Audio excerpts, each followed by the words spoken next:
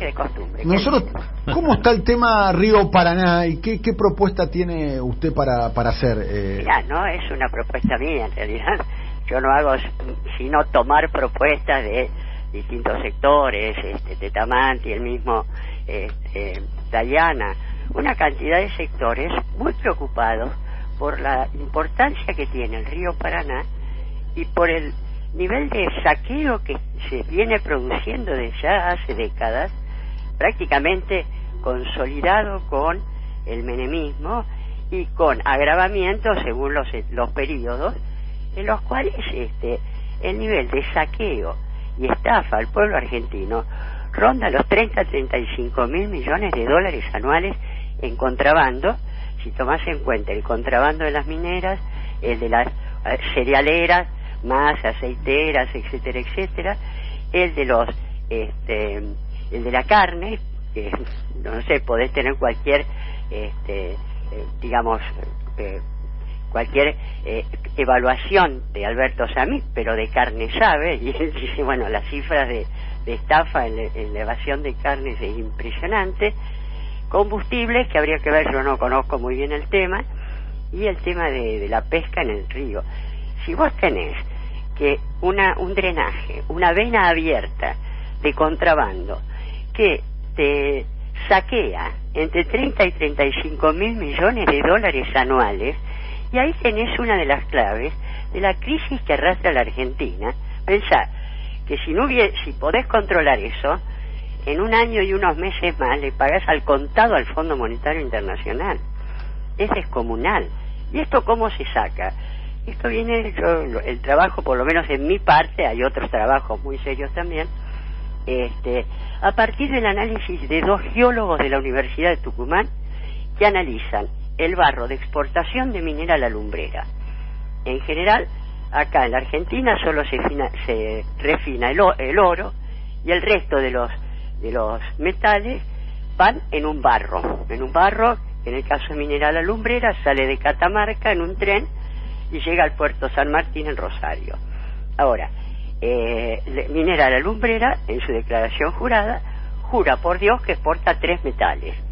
Cuando estos analizan ese barro de exportación, y resulta que había 28 metales, de los cuales 25, esos 25 no declarados, son más valiosos que el oro porque son las llamadas tierras raras, componentes fundamentales para los productos de avanzada como computadoras, robots, misiles, etcétera, con un alto precio a nivel internacional, sobre todo en Occidente, porque entre otras cosas China concentra el 90% de la producción mundial de tierras raras, y Estados Unidos tiene una dramática dependencia respecto de China, que debe importar en un 80% estas tierras raras.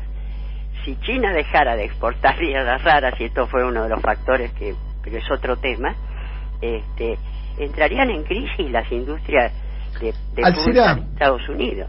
Sí. Precisamente sobre el tema Río Paraná, ¿cuál es la propuesta que ustedes están Mirá, la idea es que se haga una empresa pública federal con participación de las provincias e incluso de los sectores trabajadores, con un fuerte control social, de manera tal de acabar que sea el que controle los puertos, que están terminando las concesiones este año, a lo largo de este año, y la llamada hidrovía, por donde baja cerca del 80-85% de las exportaciones argentinas. Y a su vez, el tema es que esa hidrovía, con un control extranjero, hace una cosa rarísima, y es que en determinado momento da una vuelta la hidrovía, y nuestras exportaciones salen por el puerto de Montevideo, que si uno se fija, está el canal Magdalena, esto está diciendo, lo están señalando distintos estudiosos, también el senador Tayana. El tema es que vos tenés el canal Magdalena, que es como que se anuló, que no fue utilizado, que es que sale tu mercancía, entonces sale por la Argentina. O sea, nosotros parece que exportáramos a Montevideo y de Montevideo sale, lo cual ha favorecido no solamente los niveles descomunales de contrabando, sino también el narcotráfico. Y si vos ves la situación en Rosario, la combinación entre desindustrialización, incremento del desempleo y la pobreza, puertos privatizados que facilitan el contrabando y el tráfico de drogas, y tenés que Chicago ha vuelto a ser que Rosario ha vuelto a ser la Chicago argentina. Estamos hablando con Alcira Argumedo.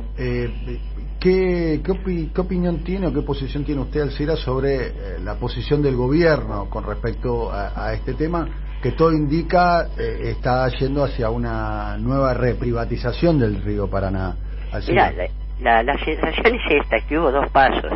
En el mes de agosto, Alberto convocó a las provincias para analizar el problema de el control y administración de la problemática en una visión federal, cosa que estaba muy bien.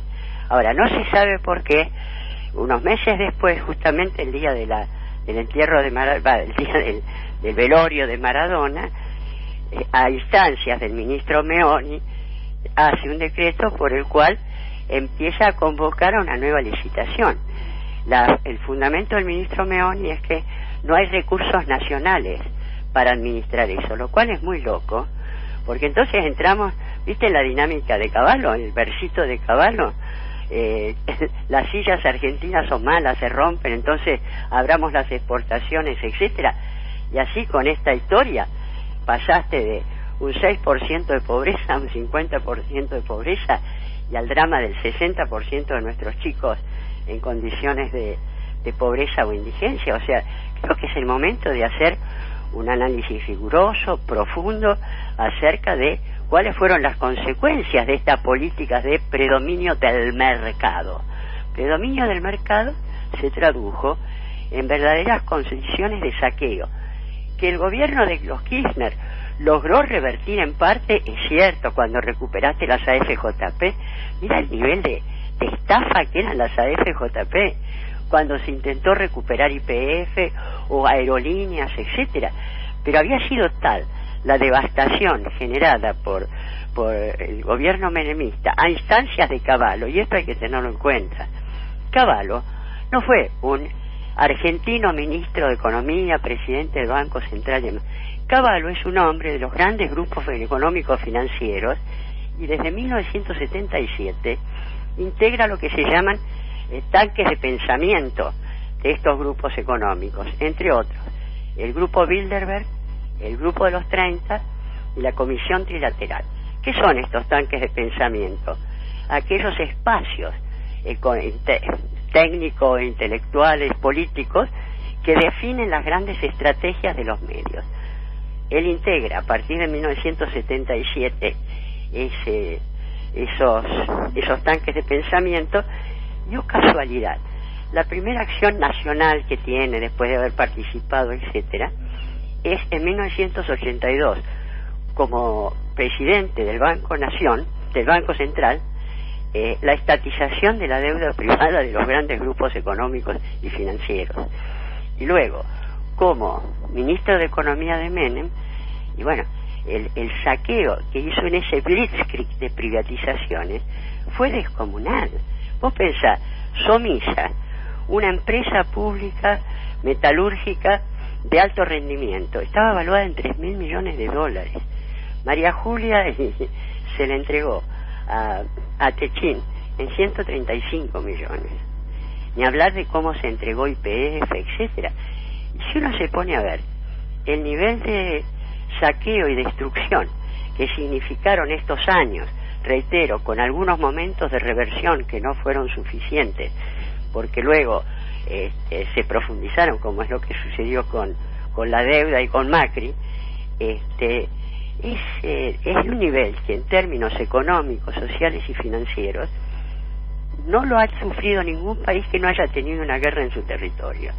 Y algún día, si querés, te puedo dar los datos de la magnitud de este drama, que no hay que tomarlo livianamente, porque era lo que estabas diciendo, el tema de 60% de nuestros chicos en pobreza, la mitad de nuestros chicos mayores de 15 años no han ingresado o han desertado del colegio secundario.